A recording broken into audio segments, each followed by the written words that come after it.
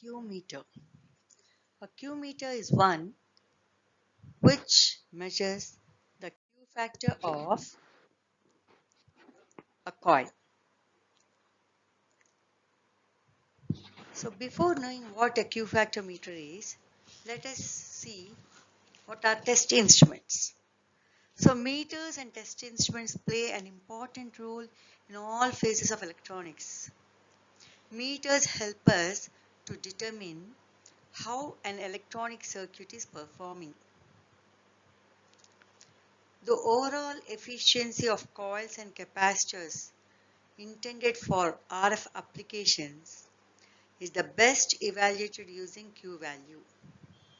So Q meter is an instrument designed to measure some electrical properties of coils and capacitors. So distortion factor meter, it is called as harmonic distortion analyzer. That is one of the test instruments. The fundamental suppression method of measuring distortion is used to measure the total harmonic distortion rather than the distortion caused by each component. So in this method, input waveform is applied to the network that suppresses or rejects the fundamental frequency component and passes all the harmonic frequency components. Next, the galvanometer type recorder and null type recorder records the variation of quantity to be measured as a function of time. XY recorders and plotters are there. There are analog XY recorders and also the digital XY recorders to record the various parameters.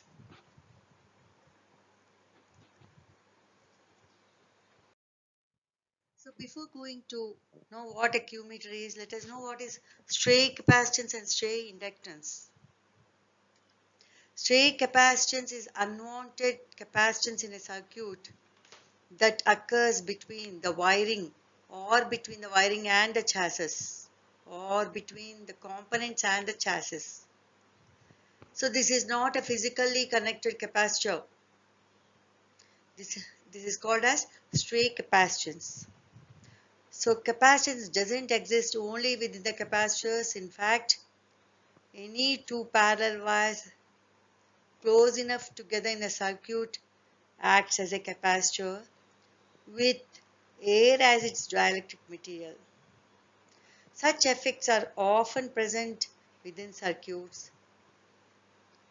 For example, between the wiring or turns of winding in inductors and the chassis, or between the components and chassis, or the component leads, or in a transistor between two terminals.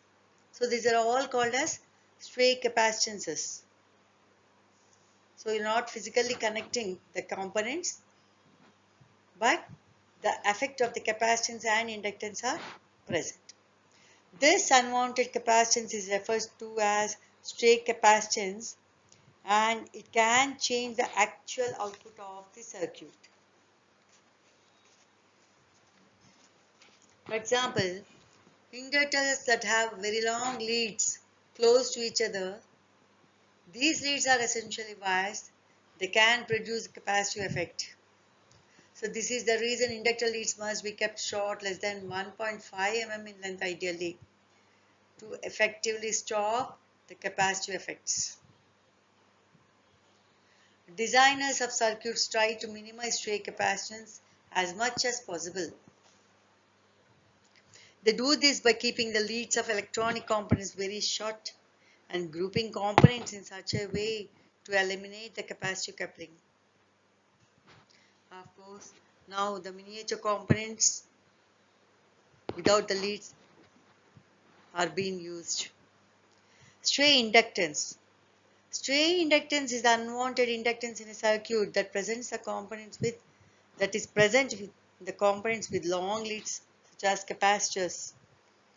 This unwanted inductance is referred to as stray inductance, and It can change the normal current flow within a circuit.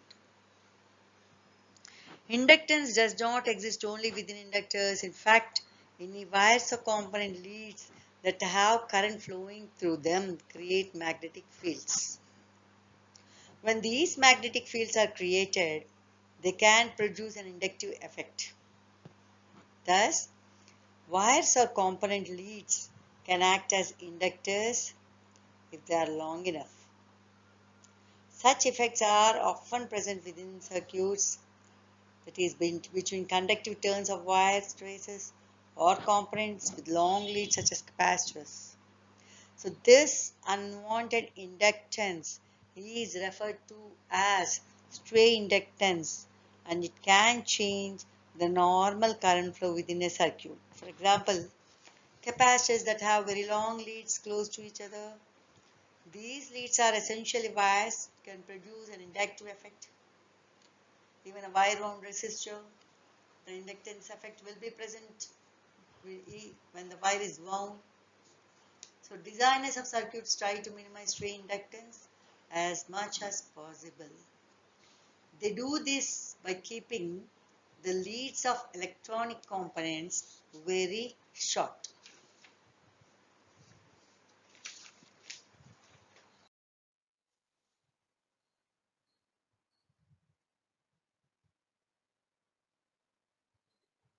So testing instruments play an important role in all fields of electronics. So the various test instruments are the Q meter, the distortion factor meter, the digital IC tester, the logic analyzer, the spectrum analyzer, the XY recorder, the plotter. All these are the test instruments which are used for various purposes. Now Q meter. Why the Q meter is required? It is used to measure the electrical properties of coils and capacitors at radio frequencies. Like Q factor of RLC circuit, inductance and capacitance, the mutual inductance, etc. Effective resistance of inductor, etc. So this is the basic Q meter. The Q meter basically works on the resonance principle. So we know resonance is a condition in an RLC circuit in which the capacitive and inductive reactances are equal at resonance. Hence, the circuit, RLC circuit, results in a purely resistive circuit. So when you analyze the energy of an RLC circuit, it provides a basic definition of the quality factor. We know the quality factor is given by 2 pi Ws by W2, which is nothing but 2 pi. Maximum energy stored at the resonance frequency by the energy dissipated per cycle. So energy stored by energy dissipated.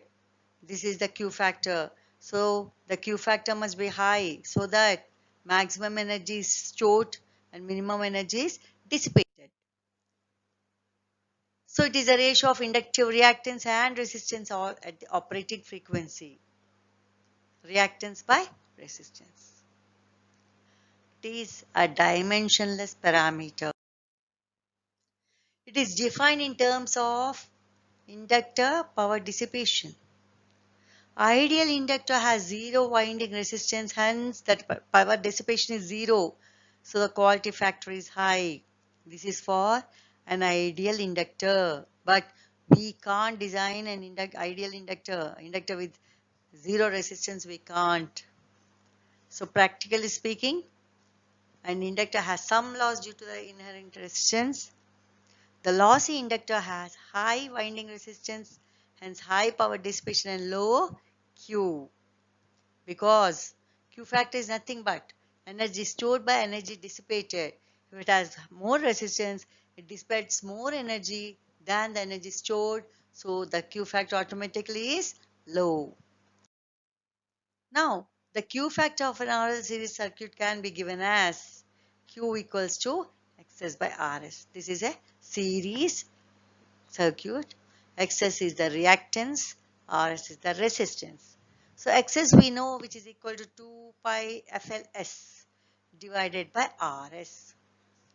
Ideally, this 2 pi FL will be far, far greater than Rs. The resistance is negligible. So we get a large Q. The Q factor is large. So this is the basic RL series circuit. So energy stored in the inductor, energy dissipated in the resistor. So Q factor of parallel equivalent circuit of inductor, you can put it as Rp by Xp, which is equal to Rp by 2 pi phi Lp, 2 pi F Lp. If you take the dissipation factor of a capacitor, D is equal to 1 by Q. So pure capacitance has high dielectric resistance, hence low leakage. So the power dissipation will be minimum. So a lossy capacitor has low dielectric resistance, high leakage, so power dissipation will be large. So distortion factor, dissipation factor of parallel equivalent circuit can be given as D equal to Qp by Rp equals 1 by 2 pi F Cp Rp. If Rp is far, far greater than 1 by 2 pi FCP, then D is very small.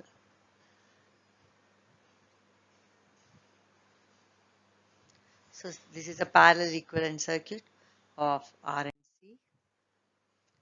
So the dissipation of factor of series equivalent circuit can be given as Rs by Xs, which is nothing but, we know Xs is equal to 1 by 2 pi FCS. So D equals to 2 pi FCS Rs.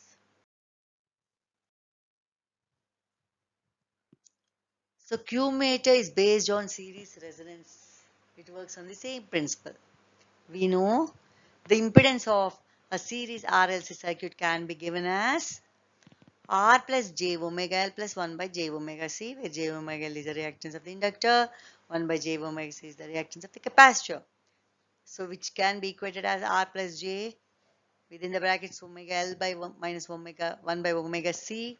So we know when the reactive component is 0, that is inductive reactance is equal to the capacitance reactance, then the resonance circuit is said to be under resonance, and the impedance of the RLC circuit at resonance will be purely resistive. So impedance at resonance can be given as Z equals to R. So omega L minus 1 by omega C equals to 0, that is a reactive component. This occurs when omega L equals to 1 by omega C. We know from this we can say that the resonance frequency or F naught equals to 1 by 2 pi root LC. This is the resonant frequency. This is the RLC series circuit with the voltage source connected. R is the resistor, the L is the inductance, C is the capacitor, J omega L is the reactance, 1 by J omega C is the reactance of the capacitor.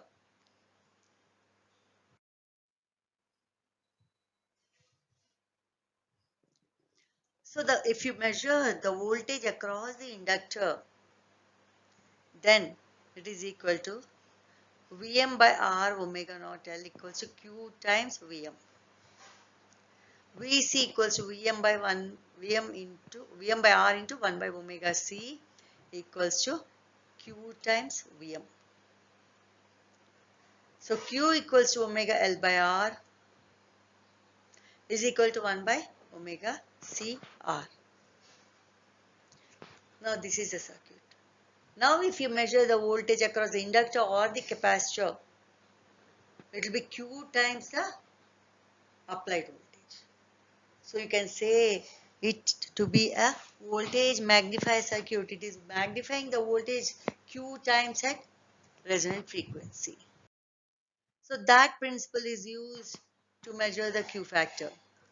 So at resonance, impedance is purely resistive. The voltage and current are in phase. The transfer function HW is equal to ZW is minimum.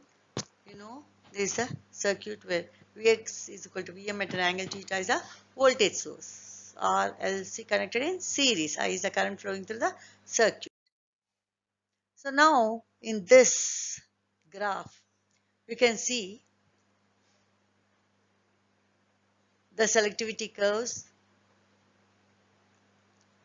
So Q1 is the least sensitive circuit, Q2 is the medium selectivity circuit, and Q3 is the greatest selectivity circuit.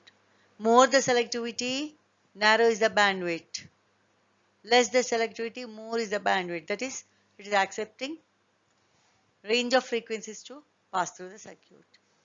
So B1, B2, B3. B3 is the minimum bandwidth, maximum Q. B2 is moderate bandwidth and moderate Q. B1 is large bandwidth and less Q. So with different Q factor values, we get the different frequency response curves or the selectivity curves. You can see here. So if you want a narrow band or you want a tuned circuit with very high Q, then the bandwidth of that circuit will be very less. So only the required frequency will enter the circuit. The unwanted frequencies will not be allowed. So the Q factor is 2 pi by peak energy stored by energy dissipated in period at resonance, given by omega L by R, which is nothing but equal to 1 by omega RC.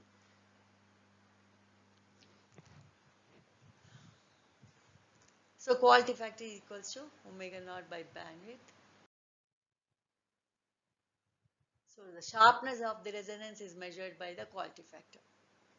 Greater the quality factor, more sharpness, highly selective circuit.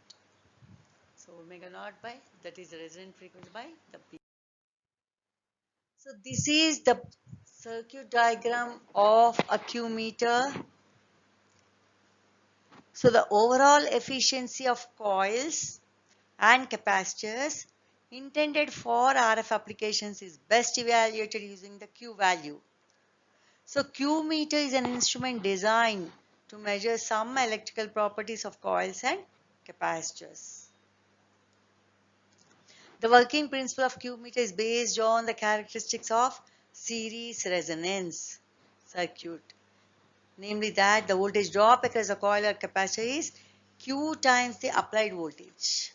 Thus, if a fixed voltage is applied to the circuit, the voltmeter across the capacitor can be calibrated to read the Q value directly. So I'll repeat this. The working principle of Q meter is based on the characteristics of series resonance circuit, namely the voltage drop across the coil or capacitor is Q times the applied voltage, as I already told you. Thus, if a fixed voltage is applied to the circuit, the voltmeter across the capacitor can be calibrated to read the Q value directly. So as already we have seen, at resonance, Xc equals to XL, reactance across the capacitor is equal to reactance across the inductor. EC, the voltage across the capacitor is equal to I into Xc, which is equal to I into XL.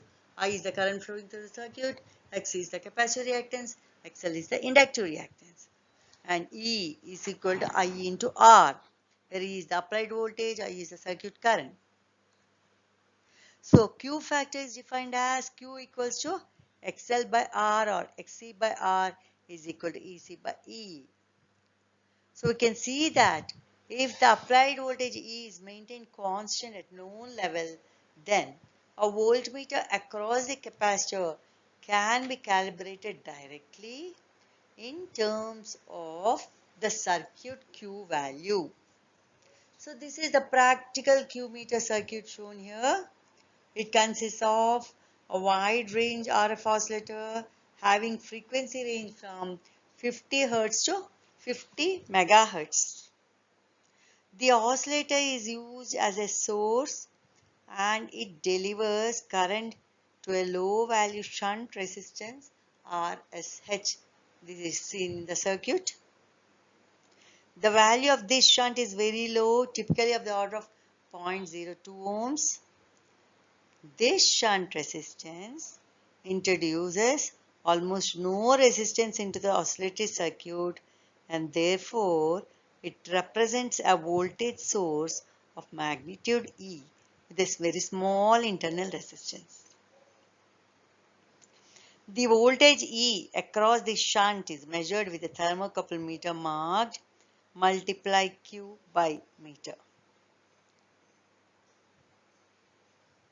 The voltage across the variable capacitor is measured with an electronic voltmeter corresponding to the EC, that is the voltage across the capacitor, and calibrated directly to read the Q value. So to make a measurement, the unknown coil is connected to the test terminals of the instrument. You can see in the figure the unknown coil L and R. There you have to connect the coil whose value is to be measured. The circuit is tuned to resonance by varying either the capacitance or the oscillator frequency. If the capacitance is varied, the oscillator frequency is adjusted to give to a given frequency and a resonance is obtained. If the capacitance is preset to a desired value, then the oscillator frequency is varied until resonance occurs. The Q reading on the output meter must be multiplied by the index setting of the multiply Q by meter to obtain the actual Q value. So you can see here the circuit Q meter multiply Q by meter. So circuit Q meter, that is nothing but it is proportional to the voltage EC, and multiply Q by meter is across the oscillator. So the indicated Q is not the actual Q. The circuit Q meter is not the actual Q value, because the losses of the resonating capacitor, the voltmeter, and the inserted resistance are all included in the measuring circuit. So the indicated Q is called the circuit Q. The actual Q of the measured coil is somewhat greater than the indicated Q because of these resistances included. So this difference is negligible except where the resistance of the coil is very small compared to the inserted resistance RSH. So the circuit Q reading must be multiplied by multiply Q by meter, then only you will get the correct reading. This multiply Q by meter why we are using, because of the inserted resistors. The inductance of the coil can be calculated from the known values of frequency and the resonating capacitance C, because XL equals to XC, F equals to 1 by 2 pi root LC.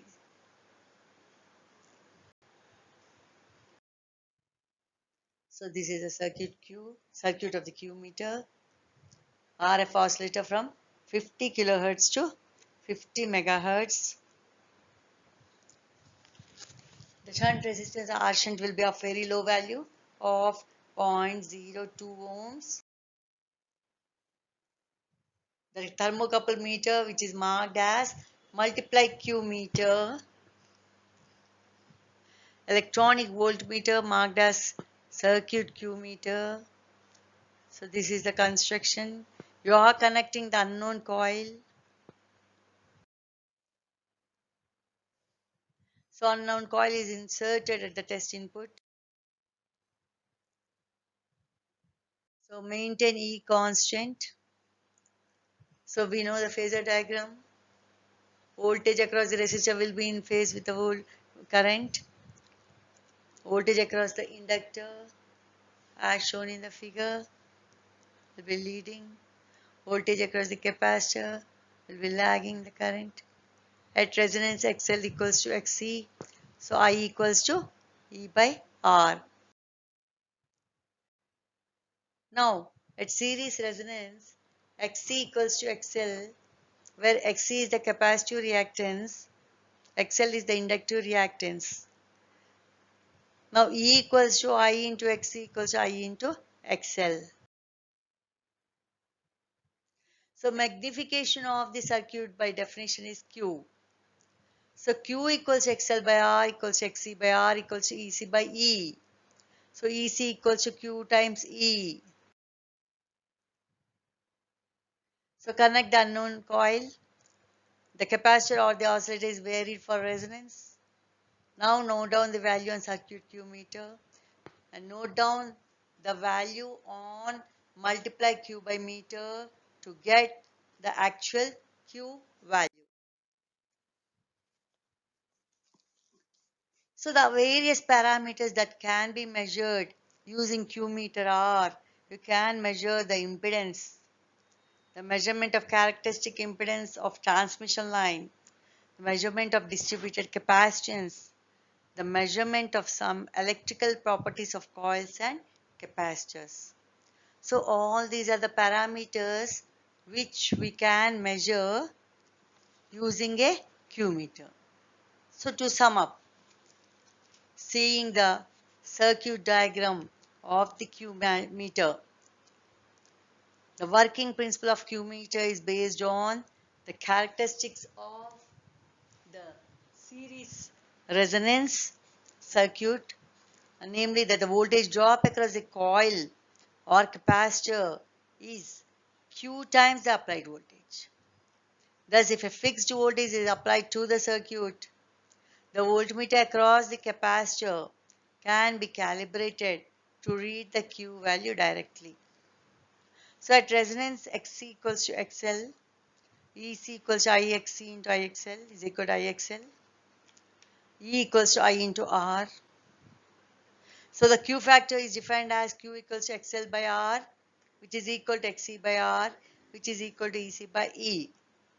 So we can see that if the applied voltage E is maintained constant and at known level, then a voltmeter across the capacitor can be calibrated directly in terms of the circuit Q.